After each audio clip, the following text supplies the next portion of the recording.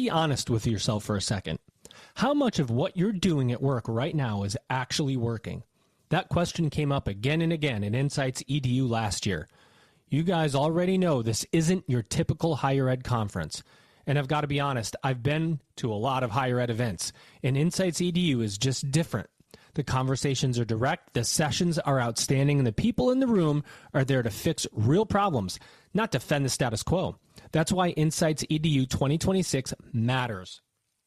It's 3 days in Fort Lauderdale, February 17 to 19, focusing on real strategy for higher ed. No fluff, no recycled playbooks, just what works now. You can keep wasting time with what feels safe, or you can get in the room where smarter decisions are being made. Register today at insightsedu.com. You just made the list! Ellucian Live 2026, April 19th through 22nd in beautiful Denver, Colorado, advancing infinite possibilities. And it's higher education without limits. Don't just keep up with change, lead it. Higher education leaders from around the world are coming together at Ellucian Live 2026. Across 4 unforgettable days, discover new ways to meet students where they are and make the most of your technology through inspiring sessions and hands-on demos. Together, we're leveraging AI to create deeper human connections, support every student's journey, and open doors to lifelong learning. See you in Denver. Register now at elive.ellucian.com. It's going to be amazing. Welcome back, everybody. It's your time to EdUp on the EdUp Experience podcast, where we make education your business. This is Elvin Freitas, co-founder of the EdUp Experience, and we are back on another episode. And I have with me first-time guest co-host, which I'm very excited about. I love to get first-time folks on the podcast. He is Dr. Jerry Walker. He's Executive Director of Mental Health Services at TimelyCare. Jerry, how you doing today? I'm doing great, Elvin. Happy to be here. Oh, thanks for being here. Really appreciate it. And I like to work fast, Jerry. So I'm going to get right into it. I'm going to bring her in. She's our guest today. Ladies and gentlemen, Dr. Nichole Kang, and she's the Wellness Services Director at Montgomery County Community College. Nichole, how you doing today? I'm doing great. Thank you. Well, I'm glad you're here. Thanks so much for being here. Let's get this started. So, Nichole, tell us all about what you do and how do you do it? Absolutely. So I am the Director of Wellness Services at Montgomery County Community College. We're outside of Philadelphia. And I was hired in 2021 to really launch this wellness services model at Montco. So we launched at a time where we were fully online, very, very few classes happening in person, which gave us the opportunity to develop wellness resources for all students. And then once we were able to come back on campus, build out 2 wellness centers, one at our Bluebell and one at our Pottstown locations. And the structure is a tiered support system for any students. And we do primarily mental health as well as basic needs services. Students come in from a variety of different angles, and then we get them in more wrapped around all of our holistic services. So we have mental health supports, and we will do some in-person triage. We have some master's level interns that will do counseling on various times throughout the year. But our primary resource is actually TimelyCare. So TimelyCare offers 24/7 access to our students. We're a very, very small team, and Montco has many thousands of students, so we recognize that we couldn't support them all. And so we turned to this virtual solution so that they could access it no matter what time of day it was they needed it. We also have two food pantries called Stock Up for Success, one at each campus, where we have a variety of shelf-stable as well as frozen refrigerated foods, fresh foods, drinks, stations for students to come and get some free coffee, tea, hot cocoa while they're on campus, and just to feel, a sense of nourishment while they're here. They can take food home with them as well. And then we have connections to local food pantries and resources in the community in which they live, because being a commuter college, none of them are living on campus. We have resource navigation So we have 2 staff members that will sit down with an individual student, ask a variety of questions about what their needs might be, and then helps them to navigate both the campus and community resources. Because it's really complicated trying to figure all that stuff out. Resources change pretty regularly. We have a lot of the inside intel on how to best access them. And then we have 4 student support programs for more special populations. So all the stuff that I already mentioned, any student's eligible for. These other 4 programs offer a level of academic and or social support. So we have our Act 101 Scholars Program, which is state funded. And that's for students who are at within 200% of the federal poverty level and have some kind of academic need, and they get one-on-one coaching, they get connected to academic resources. We have our Keystone Education Yield Success, or KEYS program, which is for students who are on SNAP or TANF benefits.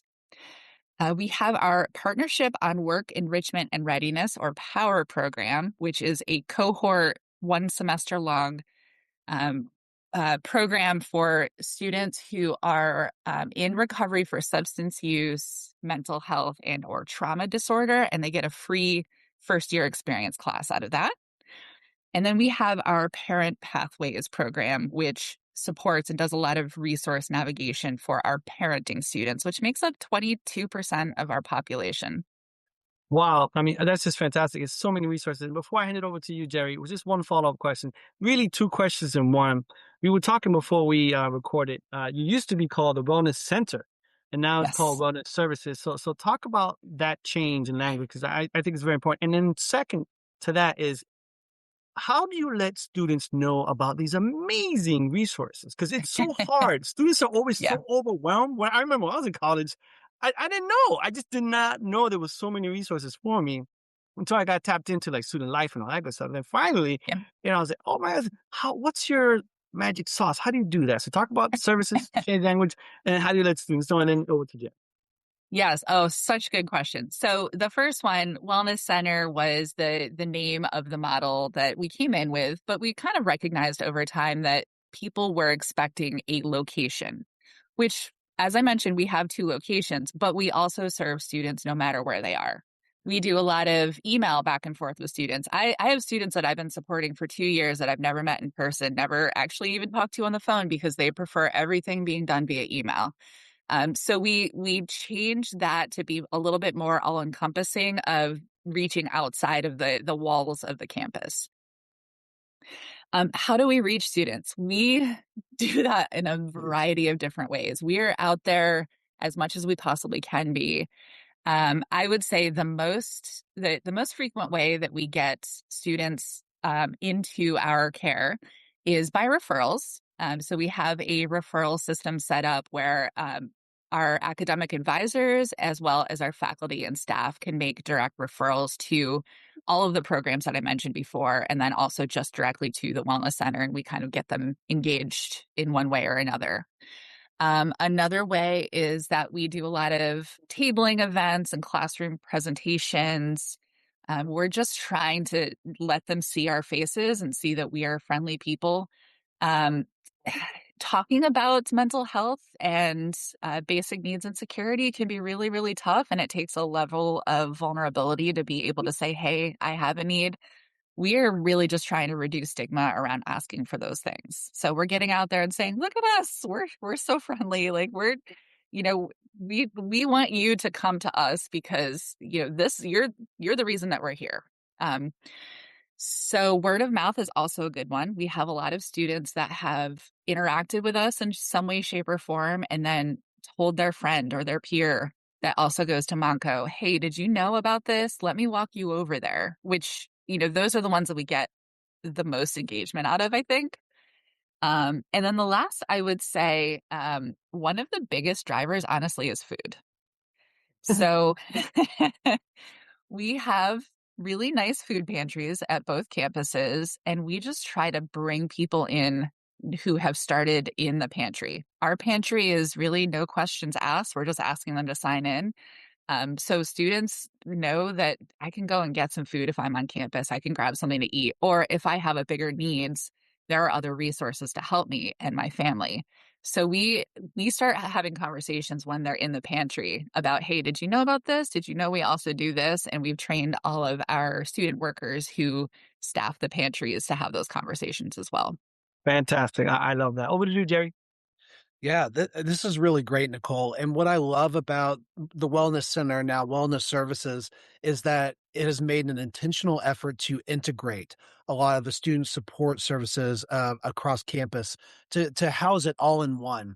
And why I think that's unique is because in a lot of places, and not just in college campuses, but really, across the entire medical and mental health uh, infrastructure that we have in the U.S., you see there's a lot of compartmentalization of Yep. services. You've got your medical over here, you've got your mental health over here, your academic successes here, and your basic needs. And a lot of times they're so fragmented that they don't really talk to each other. So I was curious if you could share with us what was the impetus for creating this new model of wellness services that kind of captured all of these things together. And kind of to dovetail with that, I'm curious about how you assessed like what the specific needs of your student population were to figure out what needs to go in the wellness center. That is a really great question. And I wish that my predecessor was here to answer some of that, because this model was sort of created before I came in here. And they said, this is our vision. And then I was able to run with it. But I know that the impetus for it was not having this centralized location for students to come and get all of these resources. Previously, there wasn't really what I would consider a model for it. It was a few people at the college who were noticing things and maybe had some knowledge and understanding about how to support students, who offered up some extra time to man an inbox, and see, get referrals in from faculty and staff in that way, and then do some individual resources and responses. It was much more of there's a student who did X, Y, or Z on campus. We have to respond to it. So they saw the need for more prevention work versus just that reactive work. And so being able to get a full-time staff member that then is able to build these programs was really their initial goal. And so we met that. This was 2021. So we're almost at 5 years. And then I have a lot of knowledge in program development and grants. And so as I got to understand the needs here, I was really looking at how we could build additional programming. So the mental health was a part of that, and the Stock Up for Success was a part of the original model. But over time, we just really discovered, there was this need for, substance use recovery programming on campus, or we have all of these parenting students who are in these really, really high stress degrees, that are just struggling so much. How do we build programming around that? Well, we go out and look for grants, or we make partnerships in the community. Some of our biggest needs are things that are really, really hard to address, like housing. Yeah. Housing is a huge need among our students. 40% of our students have housing insecurity. We just did a survey last spring. 40%, 9% of them are homeless or have been homeless in the last year. Oh my It's goodness. a pretty startling number. And it's hard to support housing if we don't actually have housing on campus.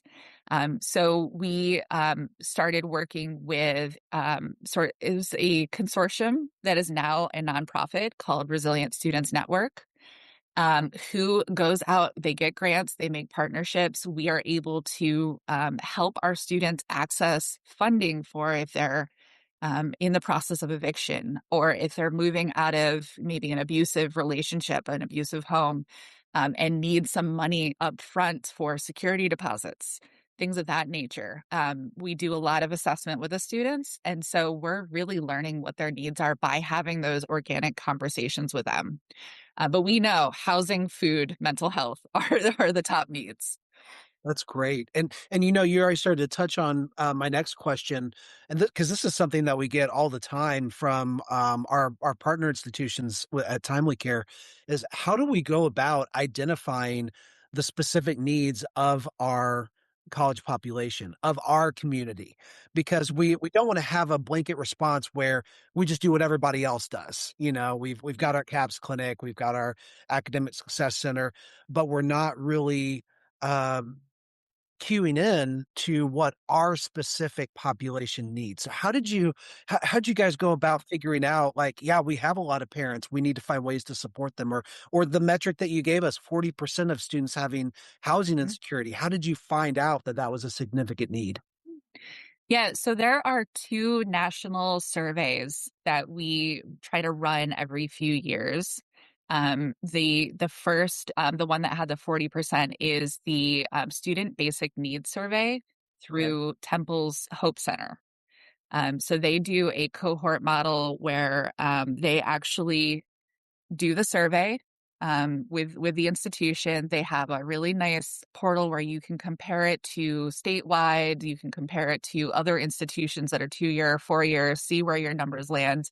And that just gave us so much insight. I think we did that in 2019. We did it again last spring because the State Department of Education actually formed a contract and invited all of the institutions in Pennsylvania to take part in it for free, which is amazing. Wow.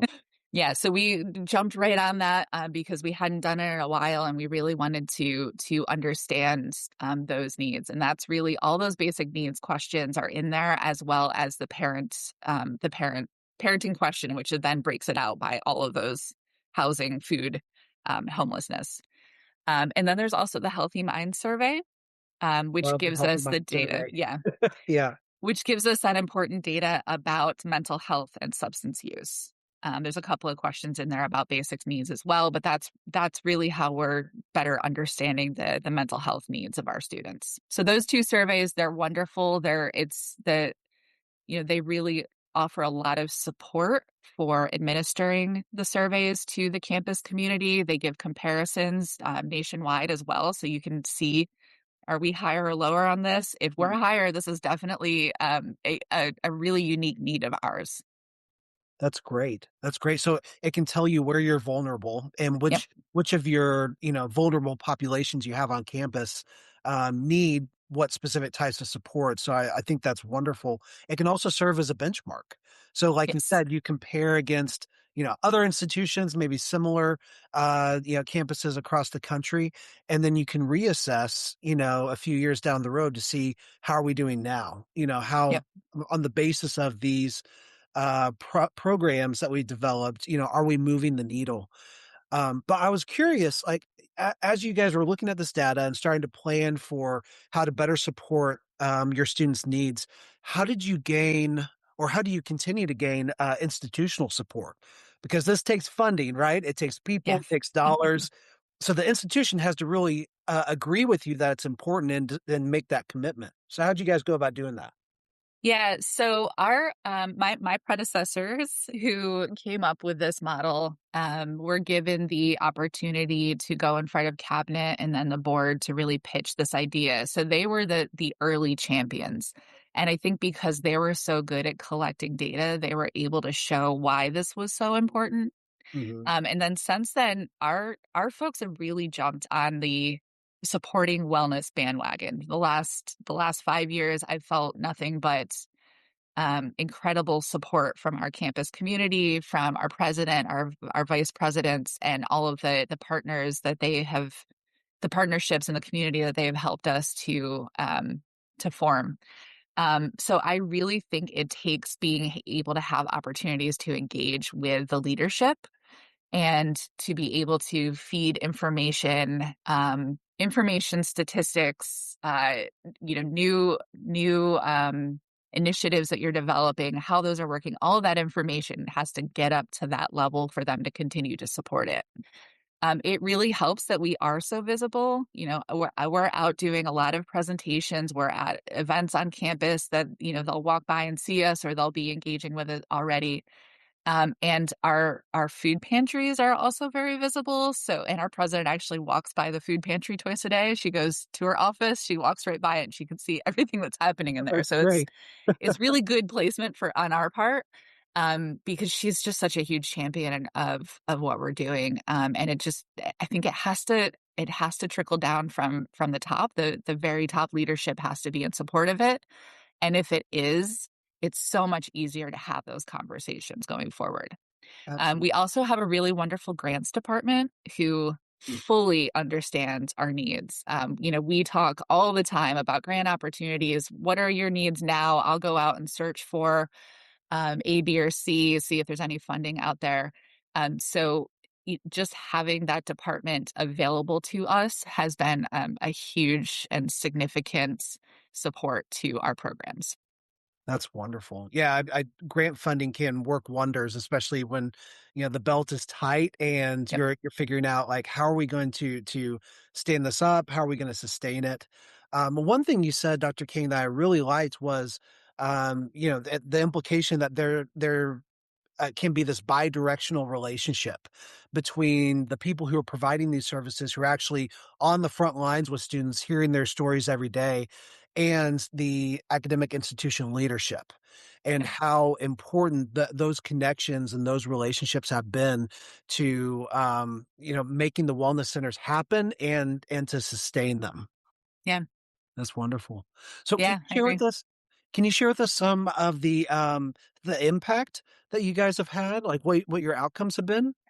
Yeah. So um, outcomes are surprisingly harder to answer to than all of the great things that we're doing. But Absolutely.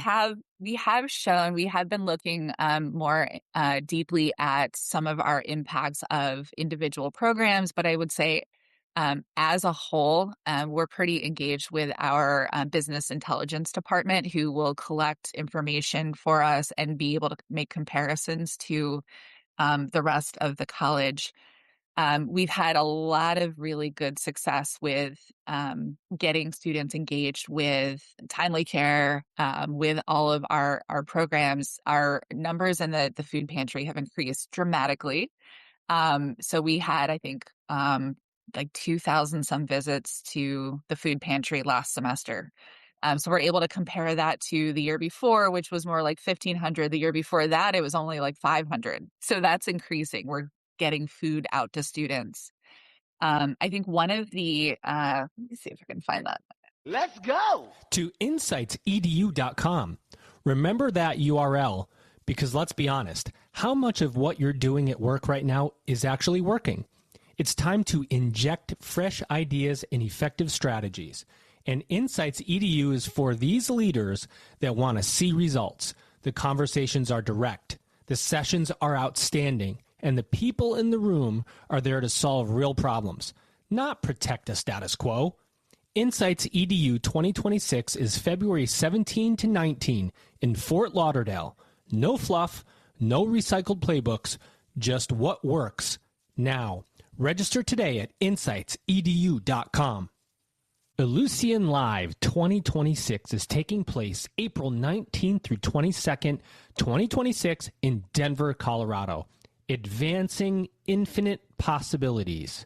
Turn innovation into action with AI-powered solutions, student-first strategies, and a global network of fellow leaders at Ellucian Live 2026, higher education's premier global technology conference. It's going to be Amazing. I have to open up my email to find this one statistic about retention, because I think that is a huge thing to mention here. And I Absolutely. don't want to get the number. So, Well, retention is something that I think is extremely important to academic leaders, and it's something that they continually monitor. And I think behind that, we can recognize the importance of reaching out to some of these more vulnerable students, who do have basic needs issues, who do have mental health and substance abuse issues, because they're probably at the most at risk for yep. not recidivating to campus. And so being able to support them, provide them with sometimes the very basic resources that they need, can have a dramatic effect on retention and ultimately enrollment, and that's income. That's what we need for our operating budgets. One stat, well, I know Absolutely. you're looking this up, Dr. King. One I one found it. that we started measuring at TimelyCare was, to what extent are our services at TimelyCare having an impact on our customer institutions' retention. And it was really cool. We did this really expansive study over the course of a year, looking at, our more than 400 institutions that partner with TimelyCare and compared them to similar, paired institutions of similar size and demographics and things like that who did not have us. And those who did had a 1.3% higher retention rate. And so I use that as an example to say that, not necessarily that it's just about timely care, but that being intentional about providing support to students and meeting them where they are can have a really huge impact. That's amazing. That's a good data point. I need to continue to bring up because our partnership with Timely Care is just so important to us. So that's really great. So for our interaction with our business intelligence office, they were able to give us statistics for students who engaged with a wellness center. This is in 23 to 24 academic year. Students who engaged with a wellness center had a 4% higher fall to fall retention than those who engage than compared to the college as a whole. Okay. 4% is pretty significant, I think. Yeah.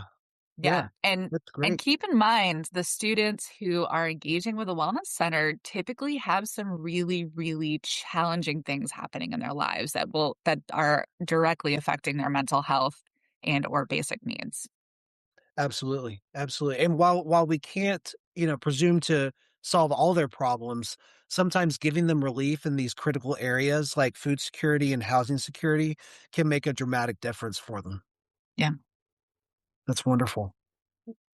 Do you have any specific success stories you'd like to share? Maybe individual students that you or your teammates were working with that were able to have a turnaround. Yeah. Oh, there's so many. One in particular I wanted to mention was a student that came in through our Power program. So that's that program that offers cohort-based model for students who are in substance use and or mental health or trauma recovery. This student came in, I want to say 2 falls ago, and she has been just incredibly connected to the wellness center and the campus as a whole since then. She has a lot of things going on in home life that we have seen just dramatic changes in her ability to manage everything that she's doing, both Mm. home work, she's working full time, and at school. And she just brings students to us all the time. She's one of those word of mouth people that, that really wants He's to your get others champion. engaged. Yeah, she is our champion. And so she's been a really huge success because she's one of those that, as soon as she learned about all of our resources, she said yes to all of it. Mm. And she took advantage, not take advantage in a bad way. She took advantage in the way that we want students to. She Right. wanted it. She said yes. She showed up for things. She got enrolled in some of those other student support programs that I mentioned before. And it's really, really supported her through her college career here. And she is out there. She was actually just in a news story with us recently, one of our local affiliates, just promoting promoting everything that we do in the wellness center. That's so awesome. I love to hear stories like that because it really shows, the impact of what we do and why it is that we're in these spaces. And something that you said really resonated with me as well as the idea that she took advantage of those services, but they were there for her. And that's something that, as we try to break down the stigma that a lot of not just college students, but people have in general about asking for help, about admitting that they do need assistance. I think it's important that we emphasize the message, these are here for you. You're not taking advantage, you're, not taking away from other people. This is meant for you. We want you to come to the wellness service and to use these things. Yep. Yep. And that is specific. Like she will say those exact things. I don't mind telling you all this story because you need to hear it and you need to go and ask for what you need. Absolutely. Well, Dr. King, I have just one more question for you, and thank you so much for sharing all this information with us. It's been truly educational, and I love to hear stories about people innovating in the wellness space and finding new and even better ways to serve their communities. As you guys go forward and as you plan for the future of mental health and well-being at Montco, what kind of thoughts or ideas do you guys have about how you can continue to expand and or even have an even greater impact? I think um, having a greater impact means that we are just getting in front of more students, Okay. which can be really challenging when a lot of our students are fully online or not seeing us in person. Or they might just be taking one class here or there. Um, but I think, you know, as we grow, we're just needing to find more ways to get in front of them. They need to see our faces. We want to hear less and less. Oh, I've been a student here for a year and I didn't know that we had X, Y, or Z. Right. Um, it's the getting the word out and getting students to engage is really, it can be really tough. And I think that students are starting to engage more. There was a time period there where they wanted to come to campus and leave and didn't have the bandwidth for anything else. But I think that they're getting more open to those things now. So I don't know if I fully answered your question there. Yeah. I think it goes back to what you were talking about earlier about, getting this data in front of the leaders, making sure that the decision makers were aligned with you on the importance of these efforts. And really, I think sometimes having that communication from the top down, getting everybody on the same page, making sure that everybody who works or is around the organization is not just aware of these resources, but actively promotes them, ensures that you guys get in front of students in many different forms and almost inundates them with this information because if they hear about during orientation or they happen to read it at the end of a syllabus for one of their classes, that's one touch point, but we can't always be sure that they're going to remember that at the time that they need to actually use those resources. So in some ways, we have to almost over communicate to people Yes. to try to really reach them, and that's a challenge. It absolutely is. It is, and I absolutely agree with you. Sometimes it can be too much, and they just blank it out. So Right. figuring out the right places, the strategic places to put this information. I absolutely agree with the syllabus, having it show up in there, having it in our internal communication. We have a great email that goes out at sort of the higher pressure points at the Okay. starts, the middle, the end of the semesters with information about mental health resources in particular, in hopes that the students will read those things. We also did a wellness Montco on the Move series last year in 2025, where our faces were up on our screens around campus, and you could go and listen to a podcast about a specific part of our services. And I think that that helped to generate a lot of new eyes on what we were doing, just because we're in more places. You saw our faces in more places, and then you catch us walking around on campus. Yep. Like, hey, I know that person. I'm comfortable approaching them. Yeah. And I will say that something that you mentioned before, the faculty are really our front line. The faculty and advisors are the front line because they're the ones that definitely see the students.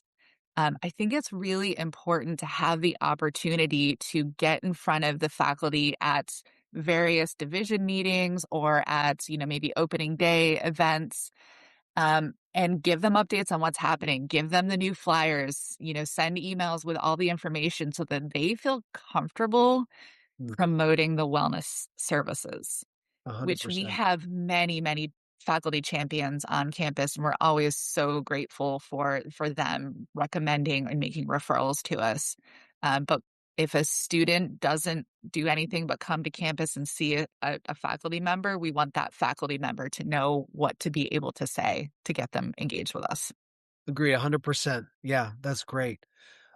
These are some really awesome concrete recommendations, Dr. King, and I hope that the folks listening to this are getting some ideas. We're getting the gears turning on different ways this could apply for their specific campus. But I just really, again, want to thank you for all the work that you're doing and the ways that you have, found how to creatively support the students who really need that kind of additional resources within your community. Thank you. So, Nichole, I want to say to you and Jerry, great conversation. Here's something that's interesting, and I pointed this out now in the last few episodes.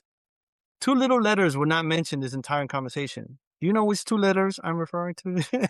AI. I cannot believe you have not mentioned AI. It's unbelievable. So that says a lot, right? What's going on? But I gotta know, Nichole. I have to know. What's going on with AI in your area? Are you using AI? How are you using it? And also, is that an issue with mental health now with students and AI and all that stuff? Have you been hearing from students about AI, the dependency on AI? I'd love to hear your thoughts. What's going on? We, because so much of what we do is in person, directly connecting with students, we are probably one of the last parts of the college that are going to be directly impacted or using it in our work. I will say I do love sending stuff through AI to get outlines, to help with promotion. That's incredibly helpful. Um, I would say some of the concerns around AI and mental health are the students that tell us that they are talking to AI.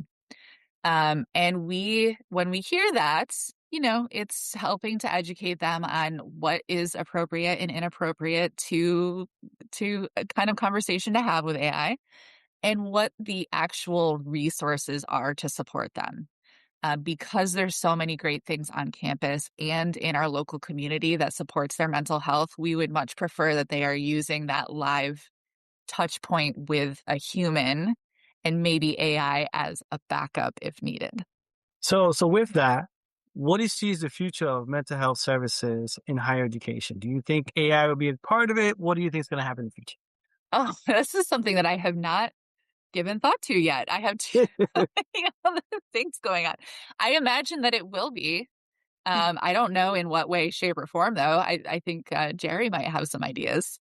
Yeah. I mean, this has been a huge part of our conversation over the past few years, and I have a lot of thoughts on it. I think the easiest way to distill it is to acknowledge that AI is here and it's no longer coming, like it's already here. And many college students, individuals and businesses are already figuring out ways to integrate it into their operations, into their lifestyle. It's interesting if you look at OpenAI's Chat GPT usage, you interestingly see a lot of spikes, specifically during the fall and spring semesters, and then Yep. a kind of a drop off over curiously over the summer months. Who knows why that is. But at Timely Care, we've been actively working to build use cases for the integration of AI and some of our operations, but we always keep a human in the loop. And I think that's something that probably will not, or at least shouldn't, ever go away. Is that AI can't necessarily autonomously replace the human piece of this, the human connection. And interestingly, we've been seeing a trend societally, especially with this age group, where there actually is an increased need for those human to human touch points. Yeah. There's actually been an uptick in students going to their physical CAPS center, their mental health clinic on campus, because they want to actually talk to a live person in person. And so, that piece, that innate human drive we have to connect with other people, I don't think that's ever going away. But I think there's ways that we can use AI responsibly and appropriately to make sure that we're providing an even better experience for our students. Whether it's connecting them with additional resources, providing them with options, improving the quality of therapy as they're going through mental health treatment. There's a whole bunch of promise with AI, but I don't think they're coming for our jobs just yet. What do you think, Nichole? Last word to you. No, I absolutely agree. I think the theme in between what Jerry and I both said is we still need the human in there. They really do want to interact with a human, and very frequently they want it to be in person. We similarly had a survey of students asking where they most prefer to seek mental health support, and the majority was in person. Fantastic. Great conversation. Thank you both so very much. Let me outro you.